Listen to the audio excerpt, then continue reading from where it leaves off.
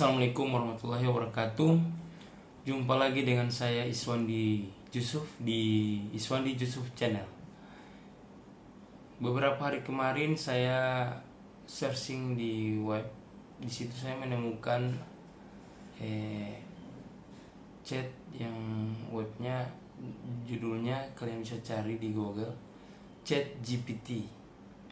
Nah, dari Chat GPT ini dia kayak intelijensia gitu, memiliki kemampuan untuk bisa membalas apa yang kita tanyakan. Di situ saya bertanya tentang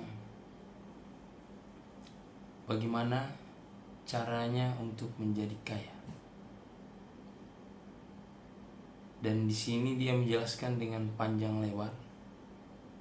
Dan saya merangkumnya menjadi satu buku kecil dari gabungan semua pertanyaan saya dan disatukan menjadi buku kecil sekitar di sini ada jadi 24 halaman. Jadi saya akan men-share kepada teman-teman sekalian, dan jika ada juga yang ingin kalian tanyakan dan akan saya coba untuk buat konten lagi yang berikutnya. Ini konten awalnya itu bagaimana beberapa cara untuk menjadi kaya, dan semoga ini bermanfaat untuk kalian, karena ya semoga saja bermanfaat. Oke, kita mulai. Yang pertama yaitu cara untuk menjadi kaya. Pertama, di sini secara umum dijelaskan oleh ChatGPT ini, yaitu pertama, ingat baik-baik, belajar mengelola uang dengan baik. Ingat, belajar mengelola uang dengan baik. Jika kita ingin menjadi kaya, maka kita harus belajar mengelola uang dengan baik. Yang kedua, berinvestasi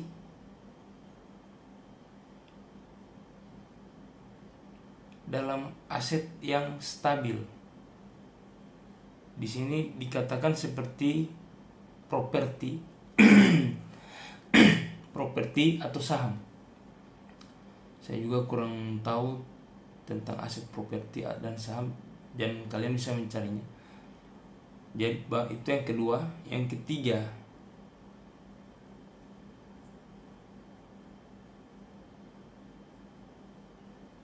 ketiga, yaitu menjaga biaya hidup rendah dan menghemat uang. Jadi kita harus mencari biaya hidup itu harus lebih rendah, meminimalisir biaya hidup, dan kita harus menghemat uang. Kemudian yang keempat ya, berhenti berhutang dan membayar utang Anda. Jadi berhenti berhutang, dan jika ada hutang, kita harus membayar hutang itu, kita harus melunasinya, seperti itu. Yang kelima, mencari peluang bisnis atau investasi baru. Yang keenam, mengembangkan skill dan karir untuk memperoleh penghasilan yang lebih tinggi. Jadi hanya 6. Yang pertama, belajar mengelola uang dengan baik, berinvestasi dalam aset yang stabil seperti properti atau saham, menjaga biaya hidup yang rendah, dan menghemat uang. Kemudian berhenti berhutang dan membayar hutang. Kemudian mencari peluang bisnis atau investasi baru. serta mengembangkan skill atau kemampuan kita dan karir untuk memperoleh penghasilan yang lebih tinggi. Jadi di sini dijelaskan bahwa belajar mengelola uang dengan baik, yaitu untuk belajar mengelola uang dengan baik. Di sini ada tips-tipsnya, yaitu pertama, membuat anggaran bulanan dan mengikuti rencana tersebut. Jadi kita harus membuat sebuah rencana dan kita harus membuat anggaran bulanannya. Jadi setiap bulan pengeluaran kita harus kita rencanakan terlebih dahulu. Kemudian yang kedua, menghindari belanja yang tidak perlu. Yang ketiga, menghemat uang dengan membandingkan harga dan membeli barang yang berkualitas. Yang keempat, menyisihkan uang untuk dana darurat dan tujuan jangka panjang. Kemudian yang kelima, mencari sumber pendapatan tambahan. Yang keenam, berinvestasi untuk memperoleh keuntungan dan inflasi. Berinvestasi untuk memperoleh keuntungan dan inflasi. Maksudnya inflasi di sini mungkin menghindari biar ketika ada inflasi kita tetap stabil.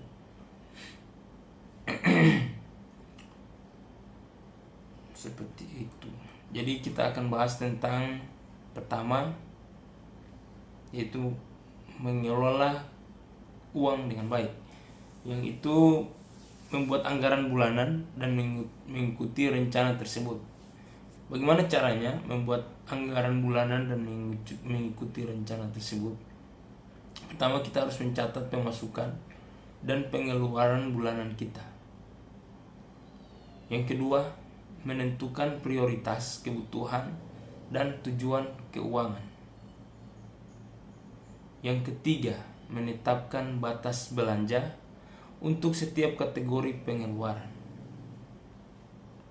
Yang keempat, menyisihkan uang untuk dana darurat dan tabungan.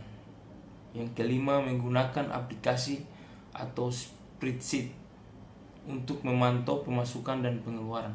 Jadi kita harus kayak punya buku kas seperti itu.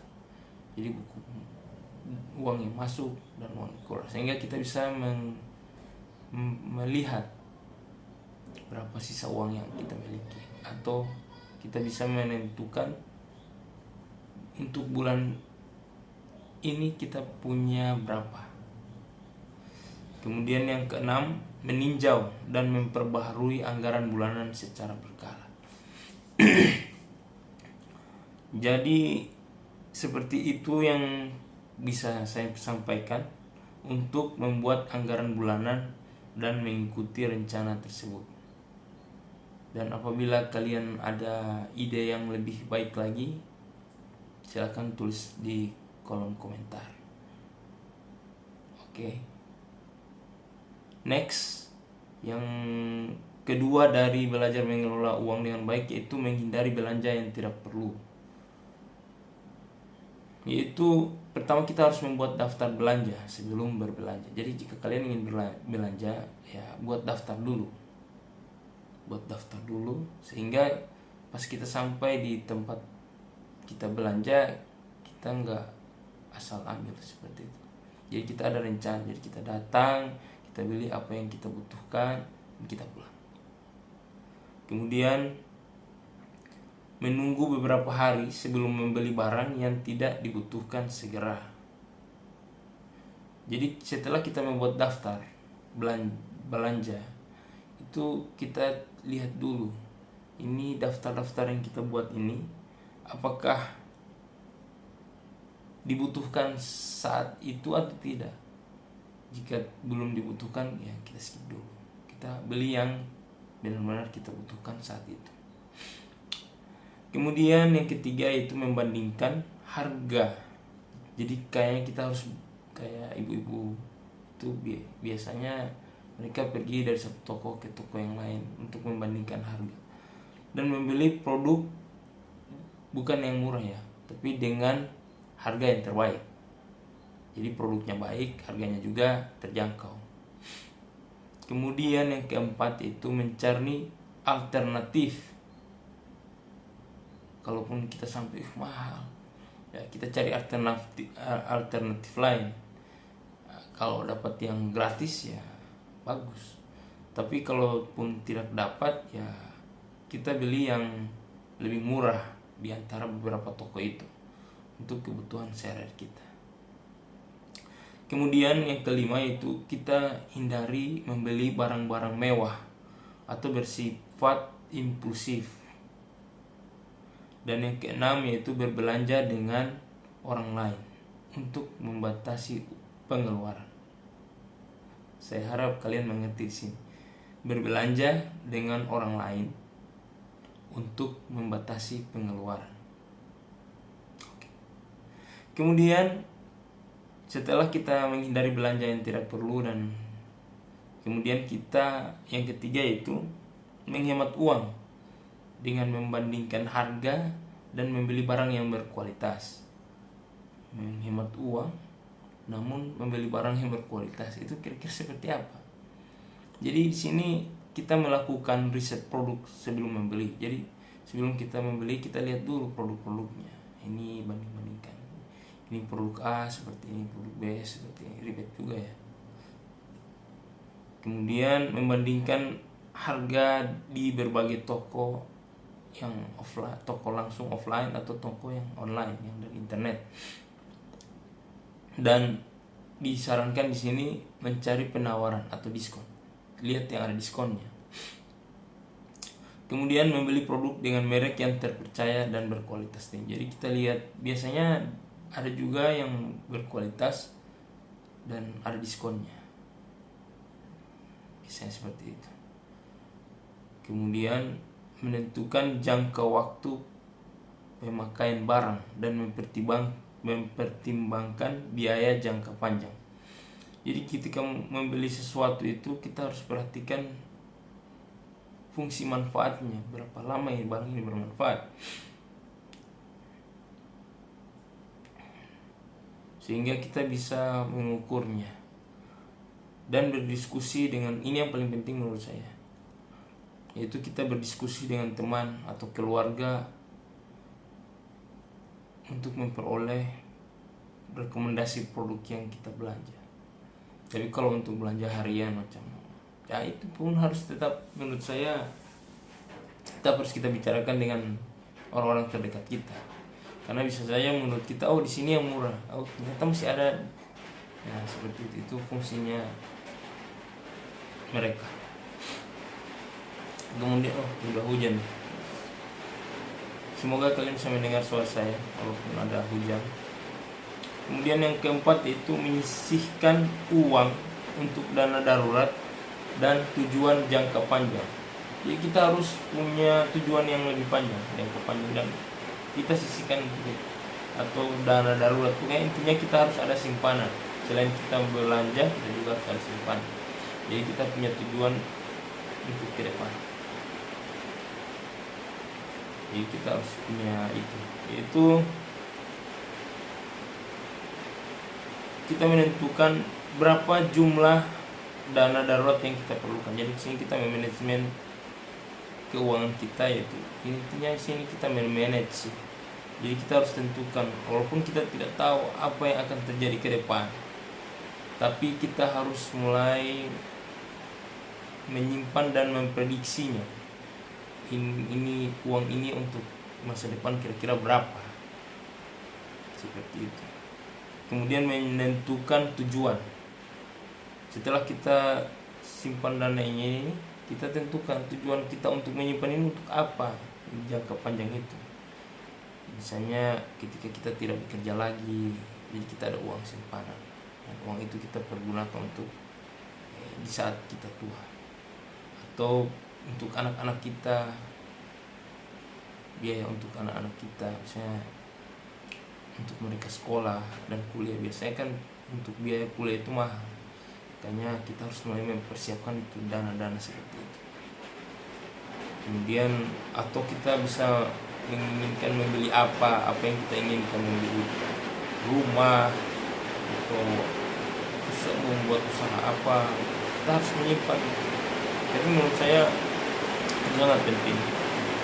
Dan kemudian itu harus kita, kalau bisa saya sarankan kita menyimpan uang ini secara rutin.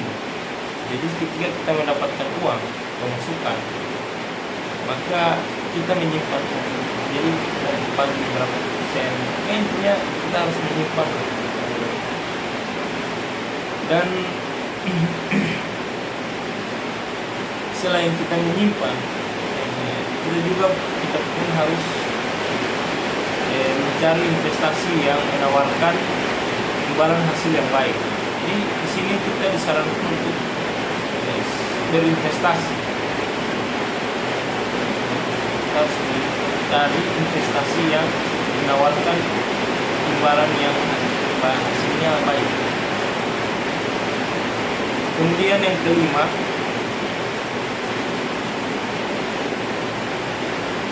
kita di sini disuruh intinya mengurangi lagi pengeluaran yang tidak perlu. Jadi kita harus melihat benar-benar ini perlu tidak. Jika itu pun, kemudian selain mengurangi pengeluaran, itu juga kita harus berusaha menyisihkan uang. Jumlah uang kita harus menyisihkan jumlah uang untuk rencana kita. Kemudian meninjau. Setelah kita berusaha melakukan semua itu, kita meninjau dan memperbaharui rencana keuangan secara berkala untuk memastikan bahwa tujuan ini bisa tercapai. Jadi kita harus cek lagi. Yang kelima, yaitu mencari sumber pendapatan. Ini penting. Mencari sumber pendapatan tambahan. Kita harus bisa mencari sumber pendapatan tambahan, yaitu melakukan pekerjaan tambahan atau pekerja sampingan. Jika kita masih memiliki waktu yang luang, kita cari lagi pekerjaan yang bisa kita kerjakan dan menghasilkan uang. Kemudian menjual barang-barang yang tidak dipakai. Jika kalian punya barang-barang yang masih bernilai dan tidak berguna untuk kalian, sudah tidak bermanfaat lagi, ya kalian bisa menjual barang-barang tersebut untuk menemukan pendapatan baru. Salah satunya, jangan yang kalian gunakan yang sudah memang benar-benar sudah kalian tidak pakai dan dia masih bisa berguna untuk orang lain. Itu kalian bisa menjualnya walaupun harganya tidak terlalu mahal. Yang paling penting yaitu ini, jika kalian ingin mendapatkan pendapatan tambahan, kalian harus mengembangkan skill. Jadi kita harus ada skill biar kita bisa mendapatkan yang jalan lagi tambahan skill dengan menawarkan jasa freelance. Jadi saya kalian jika kalian punya kemampuan untuk fotografi, jadi kalian bisa melakukan menjual jasa-jasa kalian atau kemampuan kalian ke orang lain.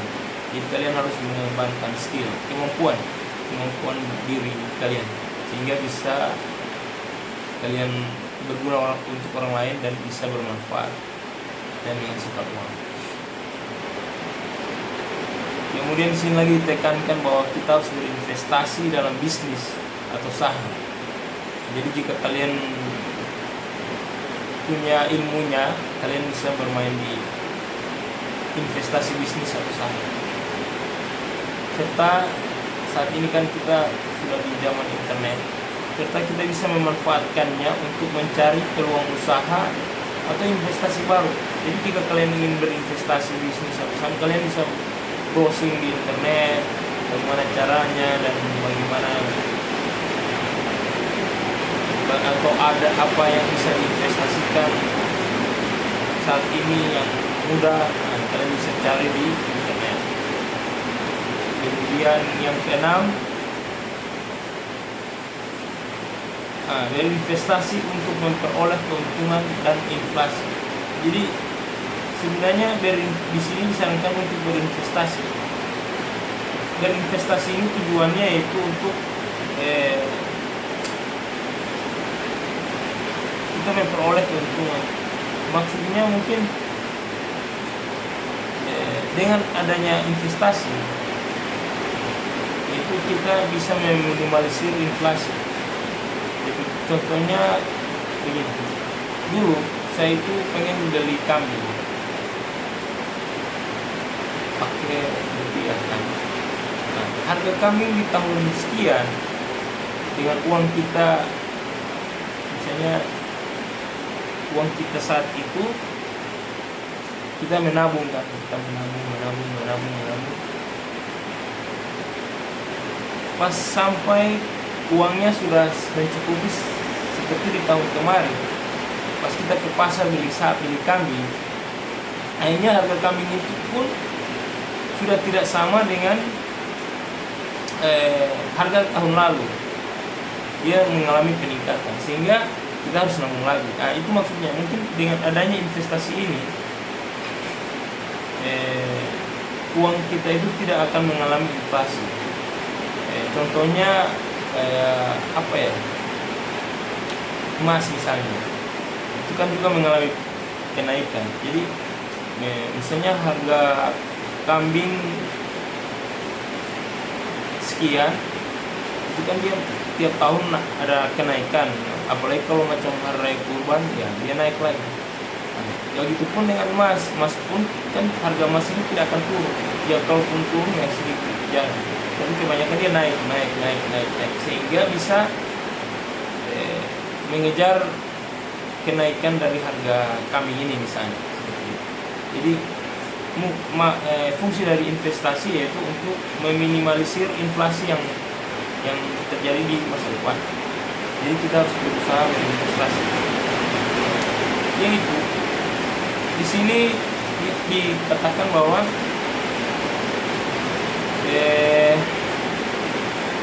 untuk memperoleh keuntungan dan melindungi diri dari inflasi, ada beberapa jenis investasi yang bisa diambil.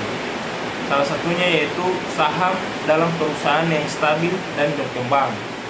Jadi kita membeli saham perusahaan yang stabil dan berkembang. Tapi kalau membeli saham itu kayaknya saya pernah dengar minimal 20-an ya, 20 juta mungkin. Tapi saya juga belum sampai ke situ. Tapi insya Allah akan ke arah situ nanti. Atau reksadana yang diverifikasi oleh pemilik imbal hasil tinggi. Jadi ada juga yang akan mengelola investasi ini, yaitu kayak reksadana. Kemudian ada obligasi pemerintah atau perusahaan, properti. Jadi kita beli rumah, kita beli tanah. Nah, di sini juga dijelaskan untuk berinvestasi itu dalam bentuk emas atau logam mulia. Jadi itu ada beberapa contoh berinvestasi. Itu saham dalam perusahaan yang stabil dan berkembang. Jadi dia stabil dan berkembang, itu bagus. Atau reksadana, obligasi pemerintah atau perusahaan, properti. Nah, kalau properti seperti rumah atau tanah itu saya mengerti di situ. Dan emas. Jadi kita kalau macam seperti saya yang belum punya pendapatannya, simpan emas berapa gram. Apalagi sekarang saya lihat emasnya sudah dalam bentuk kart. Dia ada emas di dalam kart. Dan jadi situ ada sertifikatnya dan emasnya. Jadi kita bisa kayak uang lah. Dia sudah ada kart emasnya. Kalian kalau ke Pegadaian bisa lihat itu. Dan saya baru lihat itu. Dan itu ada bagi kalian yang ingin koleksi, itu ada jenis-jenisnya. Ada yang berapa gram, macam-macam.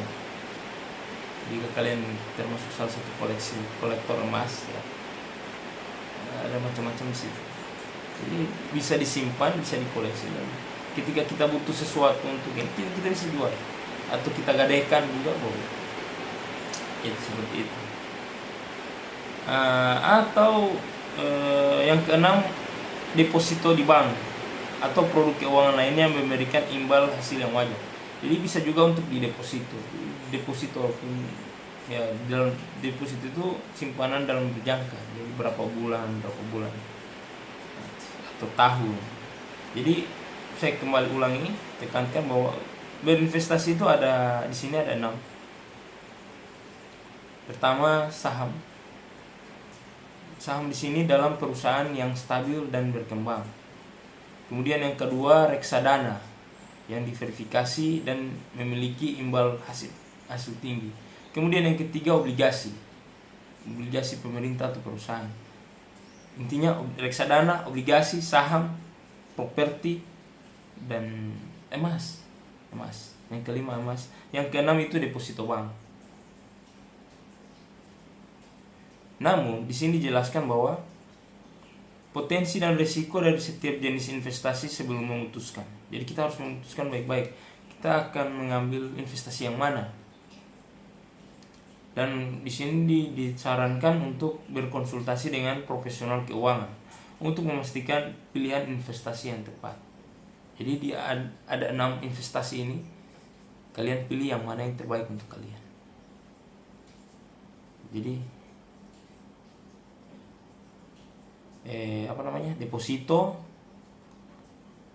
deposito, emas, properti, obligasi, reksadana, dan saham.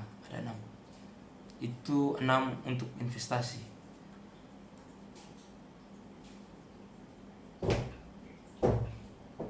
Oke. Sekian dulu dari saya. Nanti kita lanjut lagi yang ke bagian kedua dari yang utama. Kan yang pertama kita hanya mempelajari belajar mengelola uang dengan baik. Kemudian kita akan belajar yang kedua, yaitu berinvestasi dalam aset yang stabil seperti properti atau saham. Nanti itu kita akan lanjut lagi ke insya Allah ke episode berikutnya. Atau kalian ada saran atau ada yang ingin kalian saya sampaikan untuk jadi konten berikutnya, silahkan tinggalkan pesan di bawah ini. Nanti saya akan coba catat di ChatGPT seperti itu. Assalamualaikum warahmatullahi wabarakatuh. Sekian dari saya. Wassalamualaikum warahmatullahi wabarakatuh. See you, bye bye, and thank you.